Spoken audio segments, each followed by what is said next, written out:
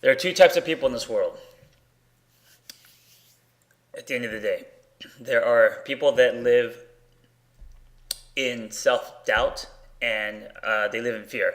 Now, everyone has fear, everyone has self-doubts, but the people that actually live in that, in the sense that they become trapped, they create this bubble, and it's almost like a giant thumb pushing down on them. And this fear, right, all the fears they have, keep them in unhealthy relationships, keep them from their potential, keep them from pursuing their dreams. Drawing boundaries, being heard, all this kind of stuff, right? And it creates this giant wall, this moat around their castle, if you will. And their self doubt is what keeps them there, locked. So those type of people, and those type of people, I mean, I think they're the majority.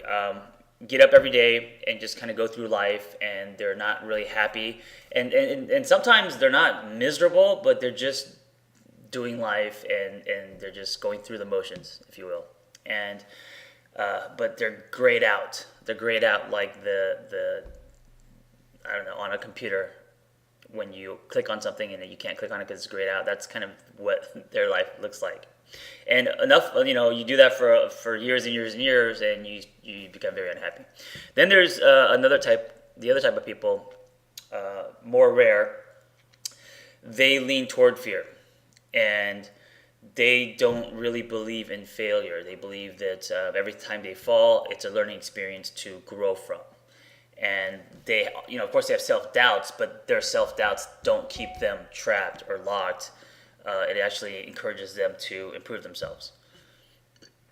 Now, these people live closer to their potential because they're not trapped. They're out swimming. Okay, it's like instead of being in a stagnant lake, they're in the ocean. And the difference is these type of people, when you're living toward your truth and opening yourself up, and you are closer to your potential, because I believe that 80% of why we don't get what we want in this life has to do with our inner conflict. It's all internal. And I think 20% is ability. So whatever it is that if you're an athlete or if you're a musician or whatever it is, I think that's your natural gifts is about 20%. And then 80% of why you're not where you should be, or meeting who you should meet, or having the job that you should have, it's all because of this inner conflict, okay? This entrapment that I'm talking about. So the people that have less inner conflict, this batch, they have higher potential. And then when you're at a higher potential, when you're maneuvering in that plane, so what happens is it's an engine. You start generating an energy that is very uniquely you. Okay, let me think. Like, here's some people that have that live on that potential. Quentin Tarantino. All right, have you seen him in an interview? He's very uniquely him. All his work is very uniquely him. Steve Jobs, obviously. Steve Martin. A lot of comedians, they're very specifically them. Louis C.K., right? So now, not to say that these people are, constantly happy. They have problems and they have, but they're more able to throw their stone, right? I think that's the difference between a snowball and a snowflake. And they're thriving because they're generating that energy. And I think that when you are exuding something that is very uniquely you, right? Because there's only one of you on this planet. You are, all the stuff that's meant to happen to you kind of falls into place. Things happen. You attract what you're meant to attract in that space, as opposed to the other batch of people where they have that shield, and fear and self-doubt keeps them, their shackles on their ankles, and keeps them basically in prison. And for those people, things don't happen because they're not living at their potential. And because things don't happen, they get very discouraged. And it's a cycle of going, further and further down that well.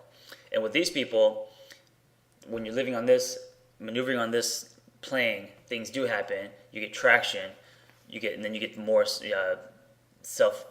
self-esteem, more belief. Those beliefs turn into certainty and confidence, and that cycle keeps going, and that you hit momentum. And of course you go up and down and all that, and then these people also have broken hearts, and these people go through expired relationships and all that also. But two batch of people maneuvering on two very different levels, and I think that's in a nutshell, the two types of people in this world and why a lot of people are unhappy and a lot of people are happy. And it doesn't mean that this type of people, this batch, that bad things don't happen to them, because bad things happen to everyone, death, accidents, breakups, all this kind of stuff, right? Divorce. So anyway, I just had this thought. It's 10:20, and I randomly vomiting into my webcam, as I usually do. Just woke up too.